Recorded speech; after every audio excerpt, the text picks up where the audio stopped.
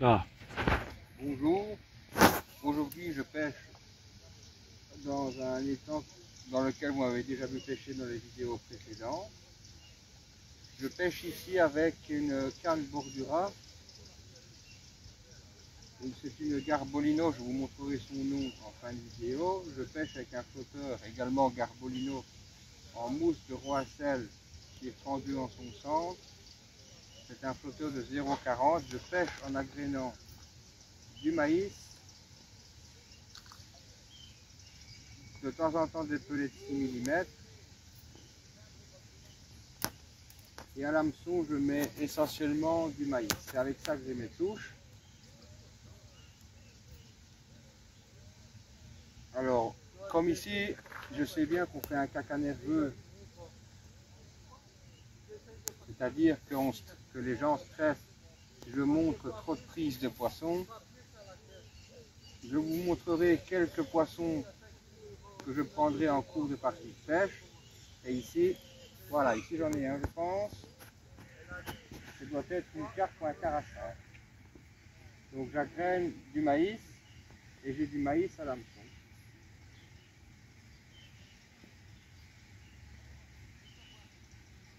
Le corps de ligne c'est du 18 centièmes, le bas de ligne c'est du 16 centièmes avec un hameçon de 14. Alors c'est un Drenan avec un œillet, mais je l'ai monté comme si c'était un hameçon à palette. C'est un hameçon à ardillon, mais j'ai écrasé l'ardillon parce que ici l'ardillon n'est pas autorisé.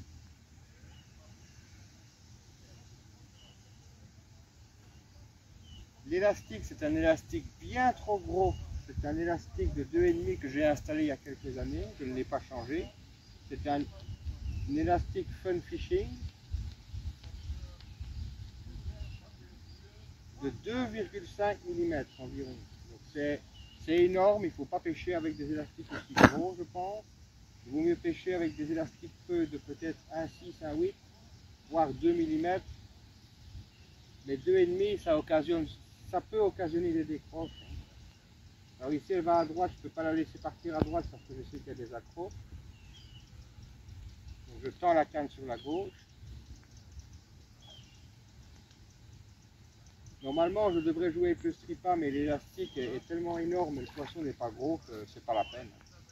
Il faut le laisser tourner un peu, il va se fatiguer.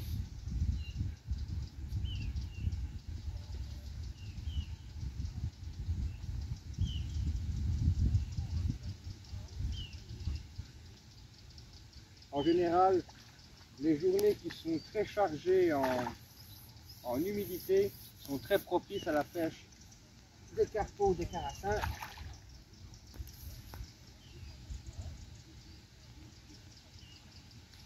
Là, ici, il est juste pris sur le bout du bec. Ce doit être un petit F1, je pense.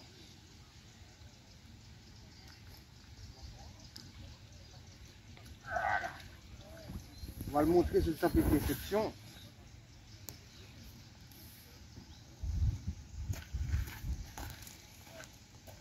mais pas si petit que ça. Hein. Ah, ça dépend. Selon tes critères ou selon les miens? Occasion.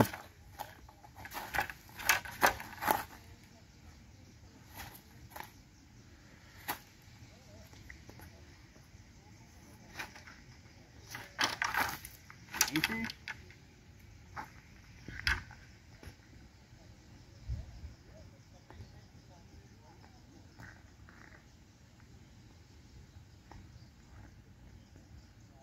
Il n'est pas piqué dans la bouche celui-là.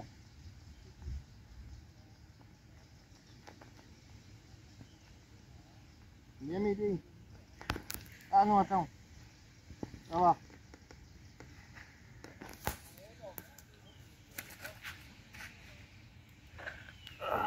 Ça va.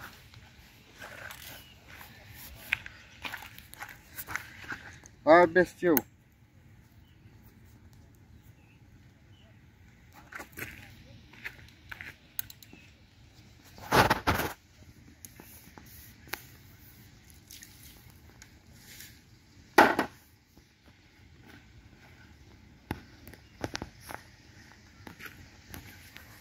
Les journées chargées en humidité sont propices à la pêche de ces poissons.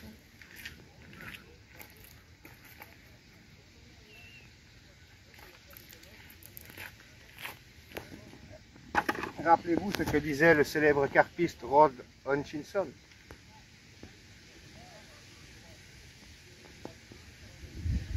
Alors, on est reparti. Alors, là, les appâts ici, aujourd'hui, ce sont les fameux pellets de 6. Et alors,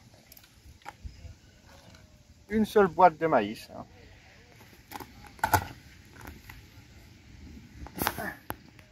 Quand vous avez naturellement le poisson sur la place, il n'est pas nécessaire de l'amorcer énormément, d'autant plus que c'est une pêche de détente.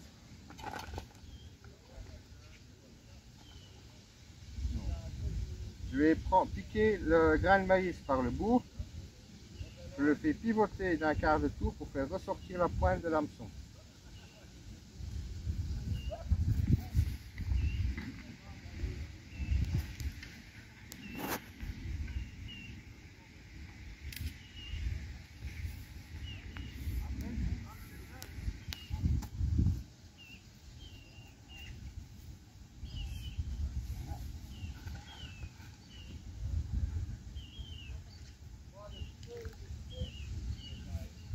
Je relance 3-4 grains de maïs. Mon flotteur est équilibré pile pour couler, ainsi la moindre touche, comme celle qui vient d'intervenir, je la vois. Et il faut déjà que je réhèche un grain de maïs.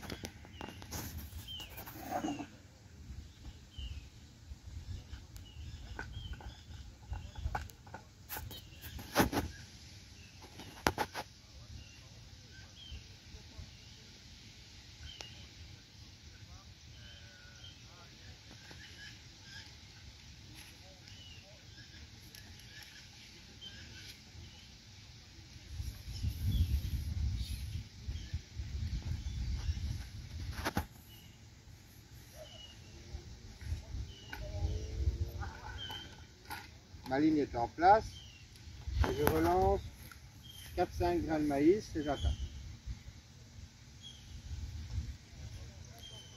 Et le flotteur est déjà parti, donc ça veut dire que les poissons sont plus hauts que mon montage. Donc ici je vais remettre ma ligne en place mais sans agréner.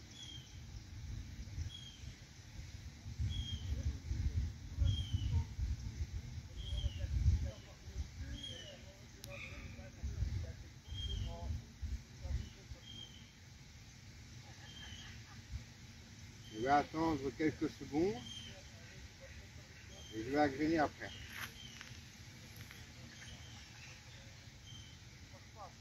Ah, je viens d'avoir une mini touche.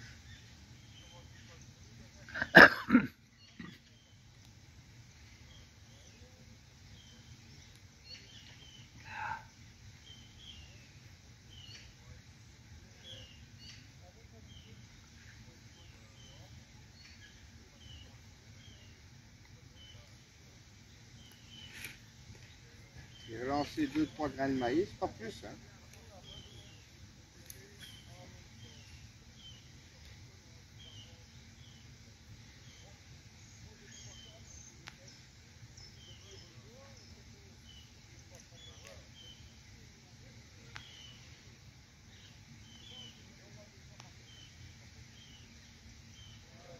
Et ça, c'est les tout petits poissons qui viennent taper en surface.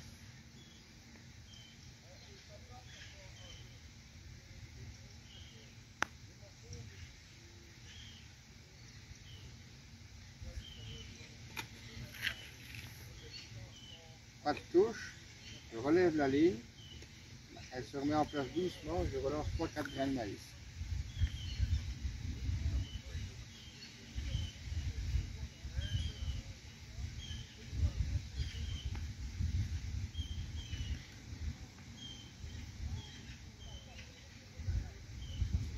Et voilà. Un petit. Voilà, une brème. Je disais c'est lourd, mais ça ne fait pas de départ. C'est normal, c'est une brème commune. Voilà. Parce que les brèmes mangent également le maïs. Hein. Alors une fois qu'elles se mettent à plat comme ça, sur l'eau, le combat est fini avec les brèmes.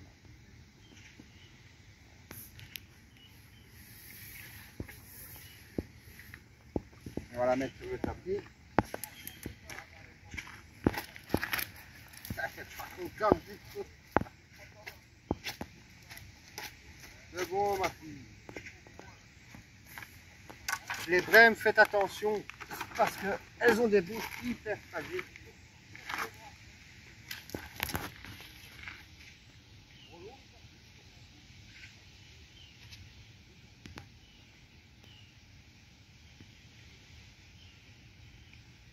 Eh, on voit bien que c'est une brème. Hein. Ben oui. Carte la barbe sur la ligne. Voilà. Voilà Madame Abramis Brahma. Allez, on va la remettre.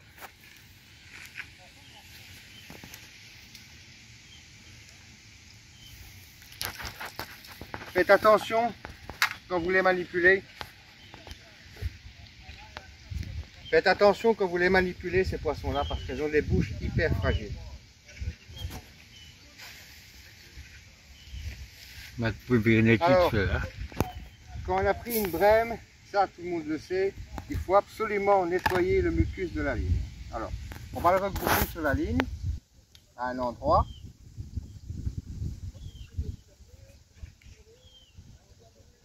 Et ensuite, il faut absolument tout éliminer.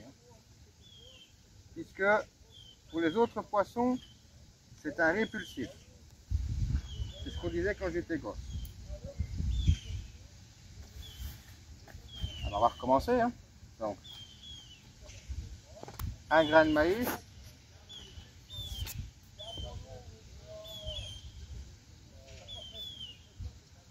On va mettre un gros grain de maïs.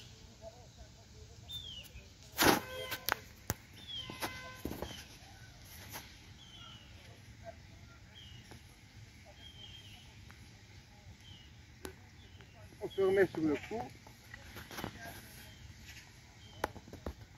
Et on va réagréner 3-4 grains de maïs.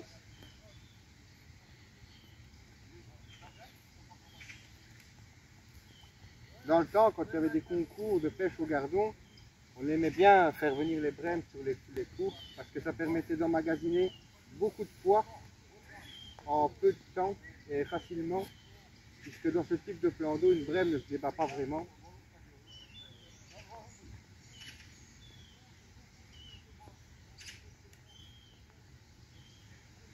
En sambre ou quand il y a du courant, c'est différent, mais dans ce type de plan d'eau, elle ne se bat pas vraiment. Ce qui fait qu'on peut ramener des poissons avec un certain poids relativement vite.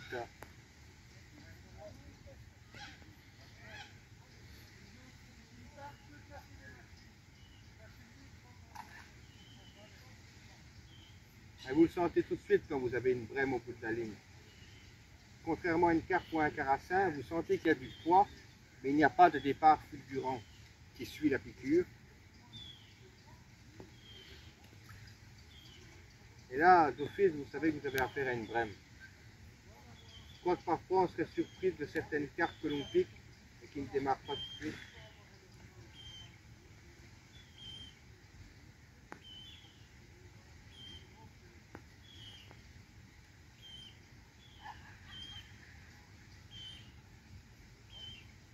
La brème est un poisson qui raffole d'asticots aussi. Mais en l'occurrence, le maïs, elle les adore.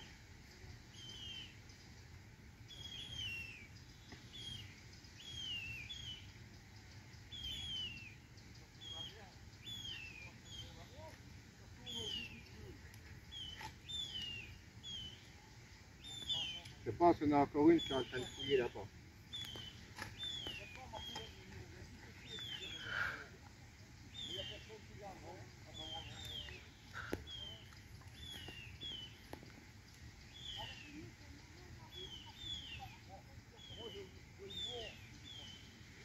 Je viens d'avoir une mini tape sur le flotteur, mais c'est pas parti. C'est peut-être un petit gardon qui a attaqué le maïs. Il y en a ici dans cet étang. Et vu la taille du grain de maïs, c'est pas un gardon qui va m'avaler ça.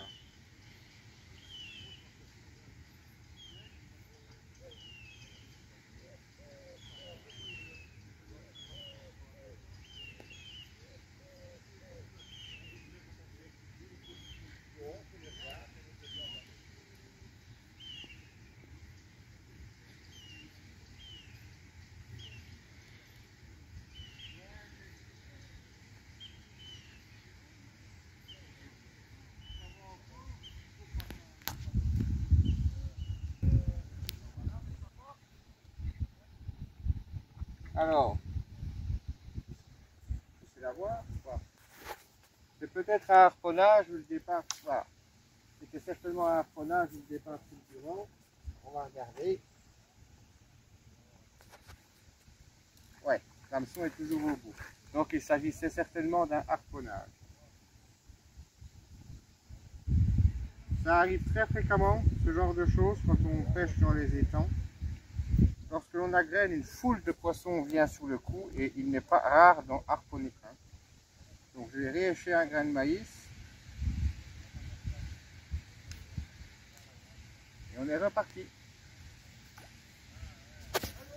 Donc ici nous sommes après le décrochage. C'est sans doute un carassin qui navigue un peu plus haut parce que j'agrène. Et moi je ne vise pas les carassins, je vise les brèmes et les petits essaims ou carpeaux qui sont au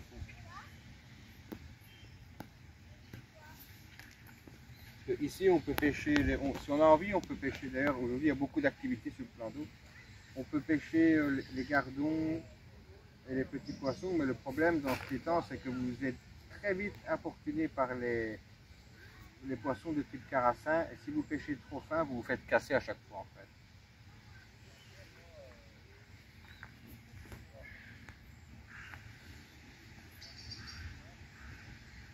Alors si vous pêchez gros et que vous pêchez avec des pelets ou des maïs, vous n'êtes pas embêté par les tout petits gardons comme ça, et vous prenez des poissons plus jolis, les brèmes, les carassins, les carpeaux.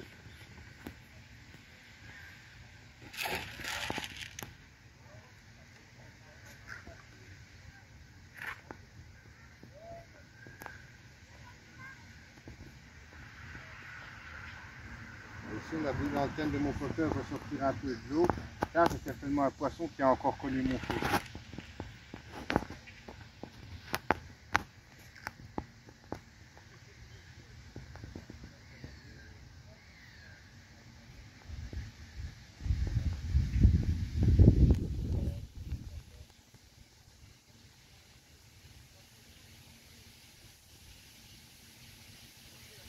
Ici j'ai une mini pousse comme ça. Ça c'est typique d'un passage dans le fil par exemple.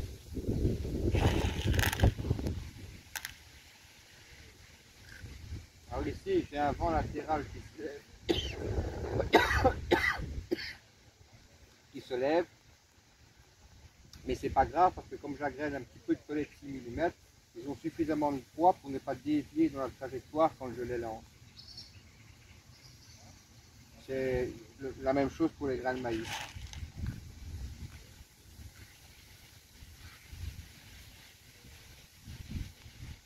Je vais essayer d'en faire un dernier devant vous. Je pense que je vous montrerai quelques prises que j'ai réalisées. Et ensuite on se dira au revoir.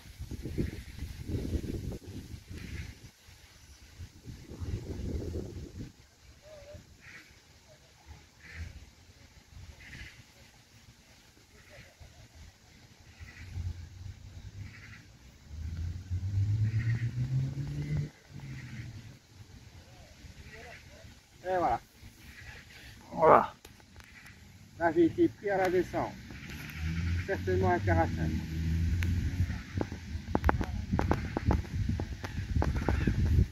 Quand il faut de gros roches, souvent placer le sillon dans l'eau permet de... Ben déjà si vous décrochez, vous n'emmêlez pas votre ligne et ça permet de les faire redescendre plus vite et ils se calment. Alors que si vous tirez, vous voulez les ramener en surface, eux ils tirent et c'est comme ça qu'on décroche. Donc ici il n'est pas énorme, je pense que je peux le travailler directement au pied. Ça va être une petite carte je pense. On va la laisser se fatiguer toute seule parce que l'élastique est quand même énorme. Je vais lui rendre un peu d'élastique d'ailleurs pour essayer de ne pas la décrocher. Ici elle sonde pour reprendre la fuite, mais je suis monté vraiment costaud. Alors voilà.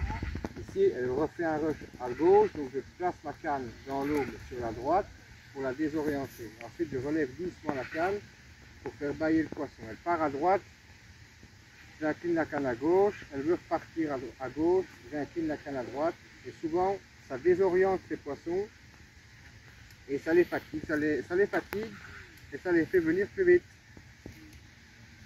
Comme j'ai un gros élastique, je ne vais pas jouer avec le strippa de peur de mettre trop de tension et de la décrocher.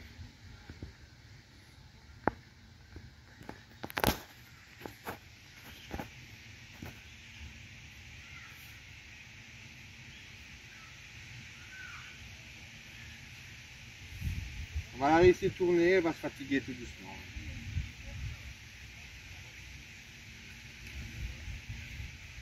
Là, elle va aller ici.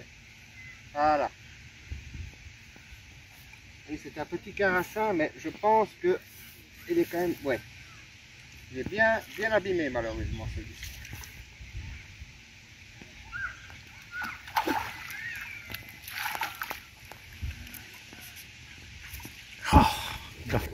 Là. Voilà. Et voilà le petit bébé. Malheureusement, il a la lèvre supérieure très abîmée, lui.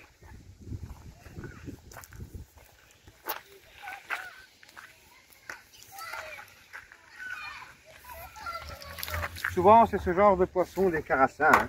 Ils viennent et ils cognent dans votre ligne, vous ferrez, puis vous avez un départ fulgurant, vous croyez que vous avez un gros poisson, mais en fait, c'est juste un harponnage parce que le carassin est un poisson assez lunatique en fait, il ne se fixe pas sur un amorçage. Allez, je vous reprends après. Alors aujourd'hui, je suis avec ma mitraillette à carassin. Nous sommes dans un étang dont je ne donnerai plus le nom, et je pense que les habitués l'auront reconnu.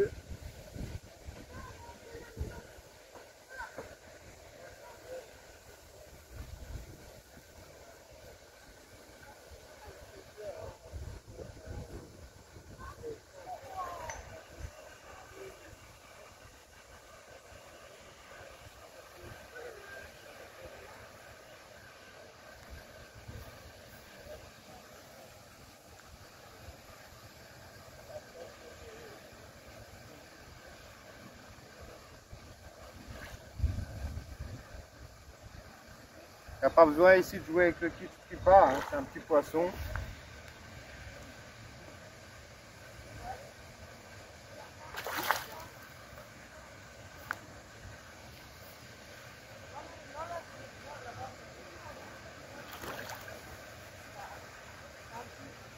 Et voilà, c'est une petite commune.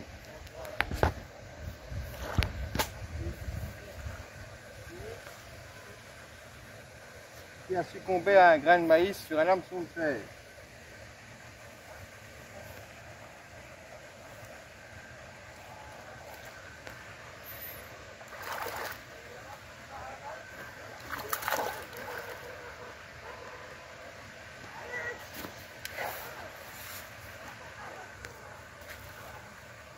Et voilà.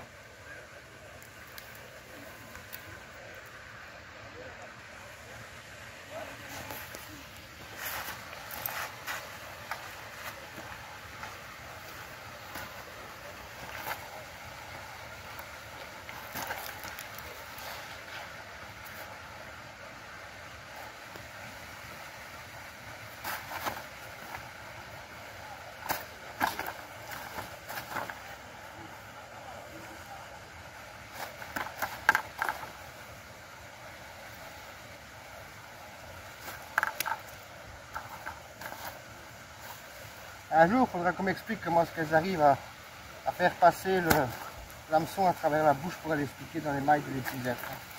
La voilà la cocotte. Une petite carpe qui a succombé à un grain de maïs sur un hameçon de fer.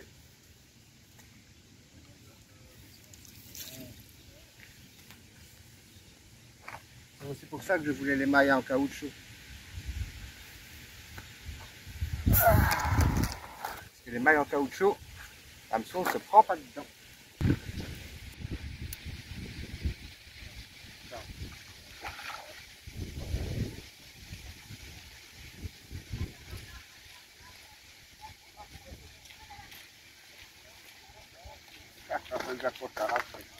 Ça, c'est une belle prise. Ouais.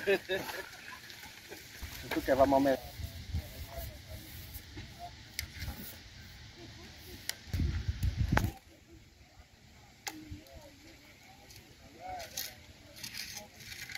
doit être un petit carrefour, je pense, ou un petit F1. Il est pris juste au bout du bec.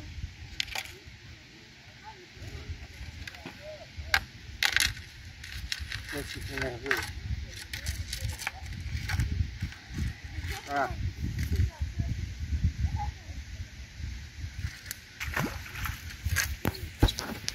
Alors, toujours pour le grain de maïs. Comment est-ce que je le prends?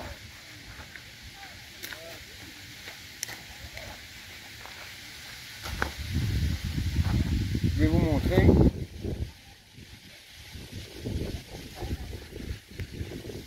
Je vais lécher un grain de maïs.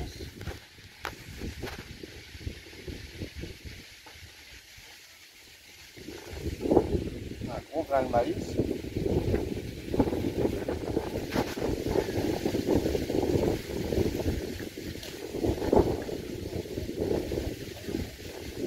J'en fais dépasser la pointe.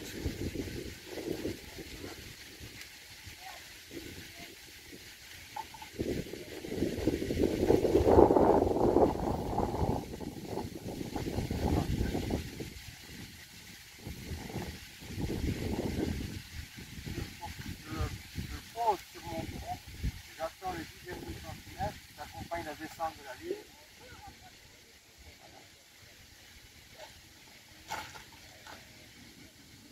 Le flotteur est en place et j'adjoigne un peu de grain de maïs.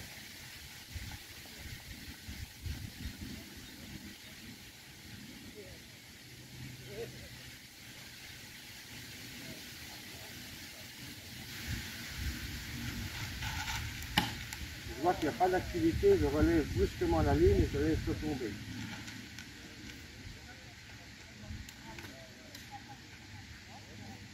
Et je réagrène un peu de maïs.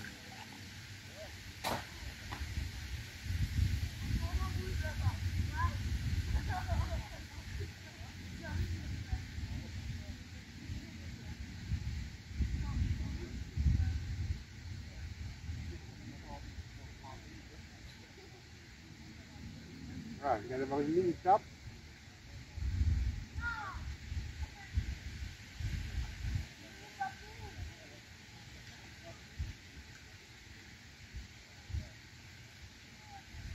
Et du coup, quand j'ai des mini-tapes, je continue.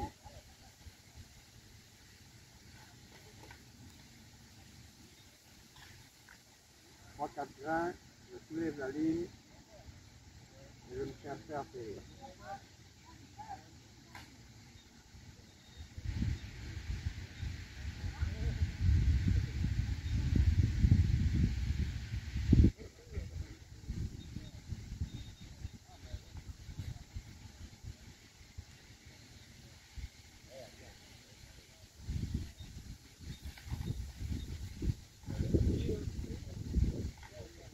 Voilà. Et là, je pense que vu ce que l'élastique est sorti, c'est une carpe. Hein. On voit bien que la canne a du mal. Hein. Regarde ça. Ça doit être un beau bébé.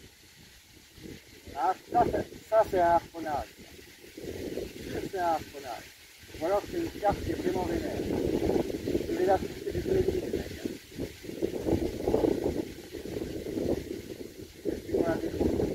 Quand c'est comme ça, je mets le sillon dans l'eau, comme ça, si jamais je décroche, ça ne vient pas taper dans le sillon. Allez, ici.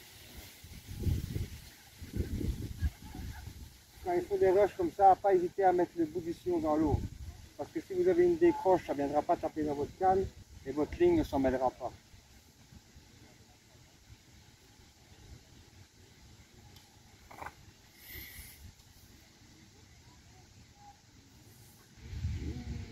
C'est méchant, toi. Ça c'est une carte, les mecs. Oh oui. On va rien pointer parce que...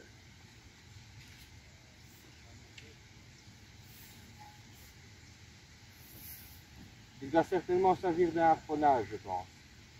Ou alors c'est un beau poisson. Parce que... On prend par là.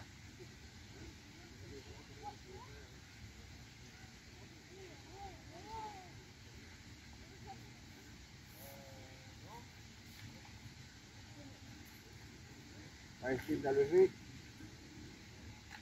En tirant un peu plus sur le fil, je lui mets un peu plus de pression, je vais la fatiguer plus vite.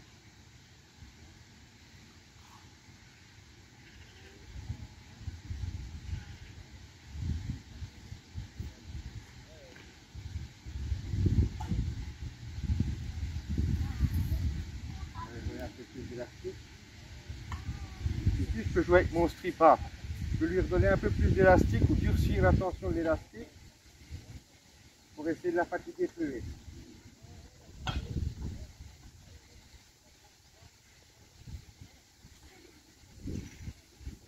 Ici, je ne vais pas ajuster la tension de mon élastique pour amortir ces coups de rush parce qu'elle est au bord.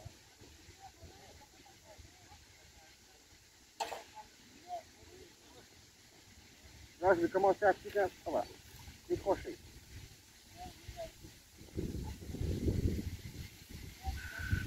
Casser.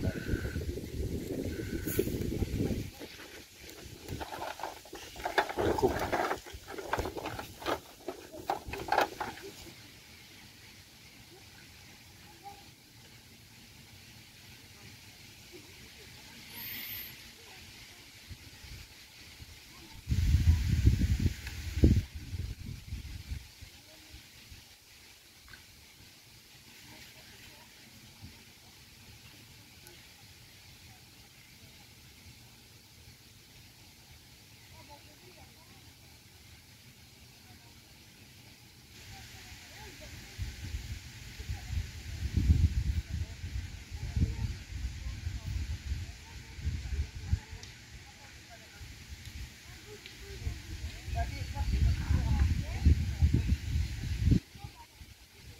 J'ai des bulles au-dessus de mon flotteur.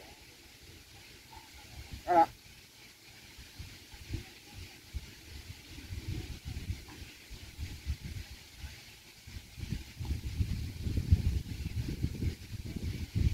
Lui, c'est un petit. On peut déjà déboîter ici. Décidément, pas de chance. Caché. Décroché. On va ouvrir l'hameçon. C'est un hameçon fort de fer. Alors ici, j'ai changé mon hameçon. J'ai mis un hameçon Drenan un peu plus fort en fer parce que mon hameçon s'est ouvert. Alors, comme je l'ai dit, l'élastique est un peu gros, est très gros, il faudrait que je le change. Ici, j'ai mis un hameçon un peu plus fort de fer, toujours sans ardillon. On va voir si cette fois-ci je parviens à garder le poisson. Ah. Oui, j'ai vu. Mais ce doit être un passage dans le film.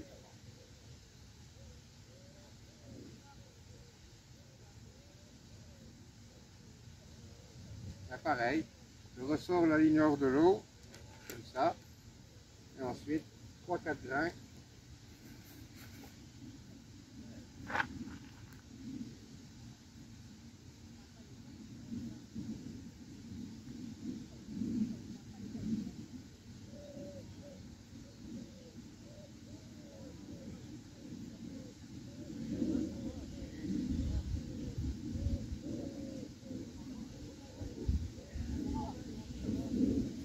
Voilà.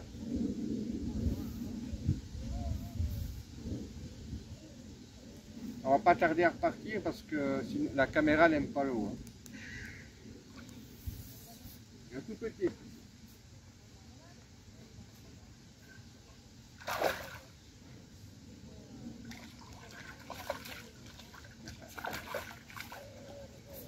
Ah, tout de suite, quand on a le bon hameçon, ça va mieux. Hein.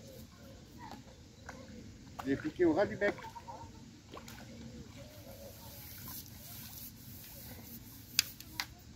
C'est un tout petit carrefour. Hein.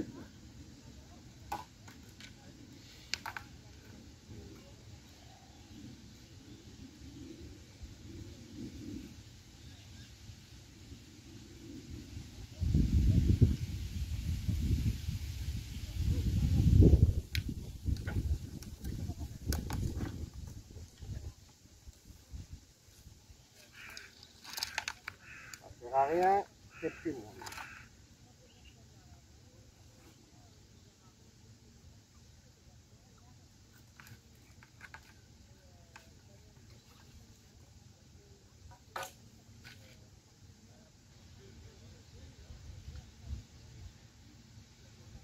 Allez, je dois faire. Et dans 5 minutes, c'est dans l'eau. Voilà.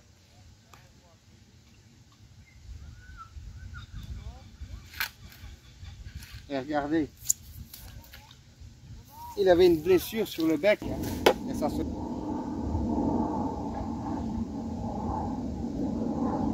Et voilà. Ah, là, c'est un client un tout petit peu plus sérieux, mais pas des masses. Voilà. C'est une brève. Mon poisson préféré. Ah. Ah. C'est les brèmes aussi, le mort de maïs, les mecs.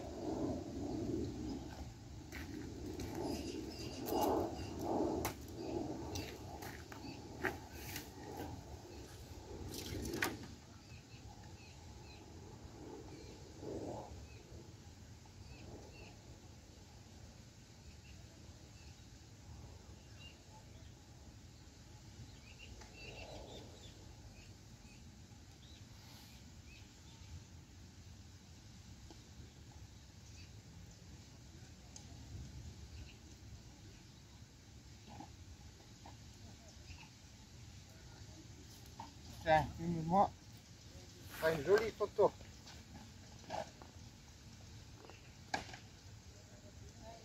C'est bon? Ouais. J'adore ce poisson.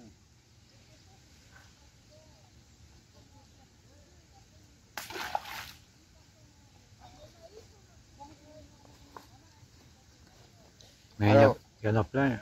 oui, les brèmes aussi, hein. Les brèmes aussi, elles mordent au maïs. Hein.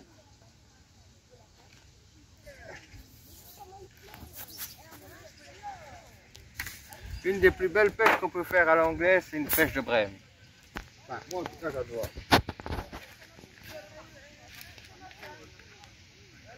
Et vous voyez, elle a été gentille, elle n'a pas mis de mucus sur mon nylon. Et on recommence.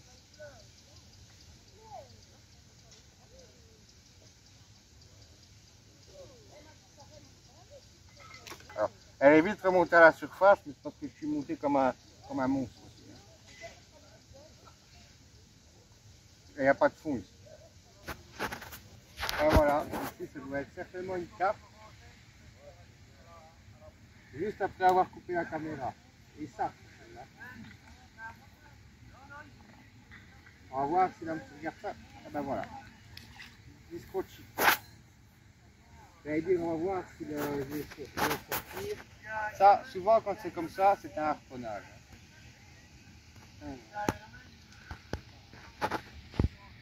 Ouais. Tout est là, toute la ligne est là. Donc c'est certainement un harponnage. On va recommencer devant vous pour voir. Voilà. Ce sera le dernier poisson de la session parce qu'il pleut. Alors, c'est pas la mort, mais c'est une carpe, je pense. On aura pris des carpes, des brèmes, des carassins, des fins, en espérant qu'elle ne décroche pas. Si elle décroche, ben tant pis, hein, c'est le dernier poisson.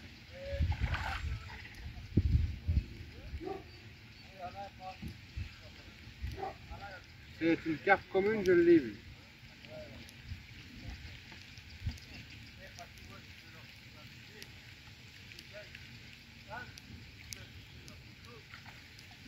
Comme je l'ai dit, quand le temps est chargé d'humidité, c'est propice pour la pêche de ces poissons-là. Quelques heures en étang avec l'équivalent d'une demi-boîte de maïs.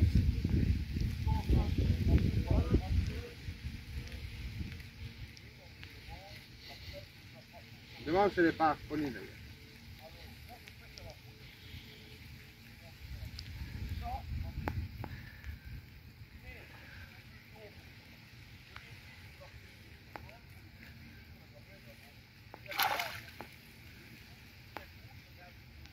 Allez ma belle, viens me voir.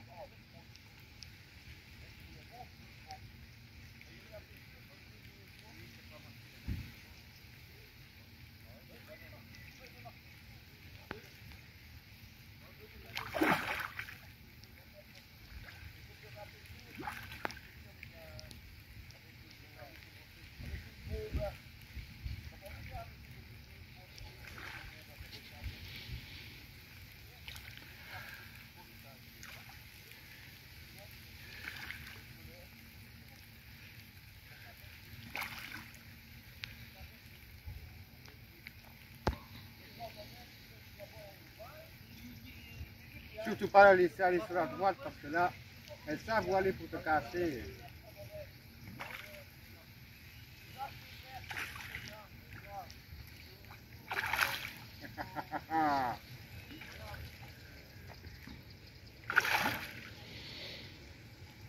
Eh, tu seras bien battu à celle-là. C'est une commune. C'est une carpe sauvage.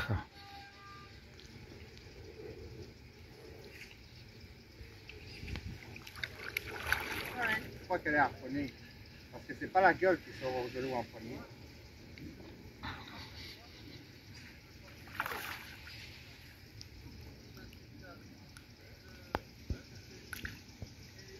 Voilà. Oh ben. Elle est sortie, putain.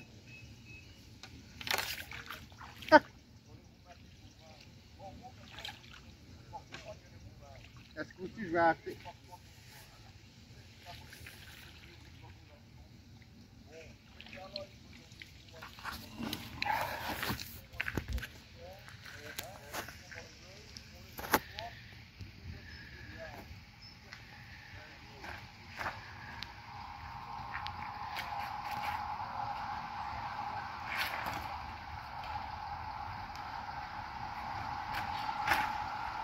Il est mon dégorgeoir.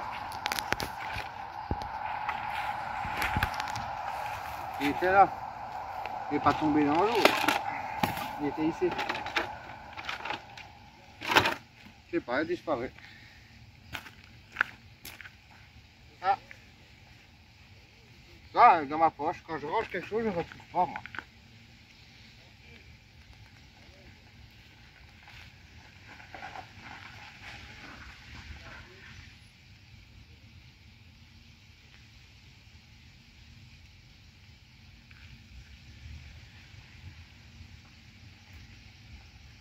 Ah. Les flics. Hein? Et la police.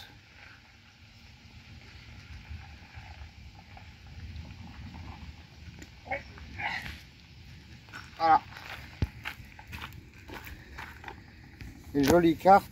Et vous voyez que la dorsale, elle est prise dans la tête d'épuisette. Je la relâche et je m'en vais.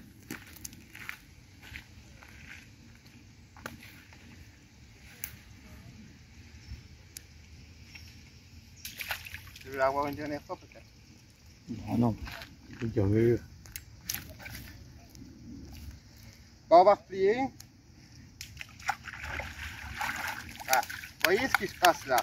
Ça, ce sont les nageoires qui se coincent dans les mailles de l'épuisette. La nageoire a certainement été fendue. La nageoire a certainement été fendue lors d'une mise en bourriche. On va replier.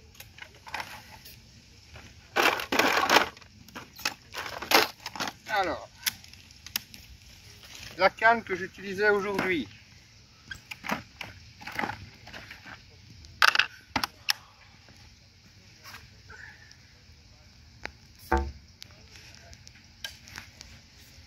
C'est la Garbolino Margin Power Carp. Alors, elle n'existe plus, mais il y a une version plus puissante qui existe aujourd'hui. La ligne que j'utilisais, c'est à peu près cette ligne-ci. C'est un flotteur Garbolino SPX06 en 0,40. Ici, c'est un modèle de 0,30 pour vous montrer. Une quille en fibre de verre.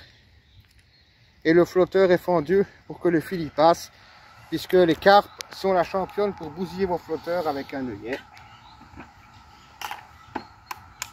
J'ai pêché avec une boîte de maïs vidée de son eau, elle fait 285 grammes et vous voyez qu'il me reste encore du maïs.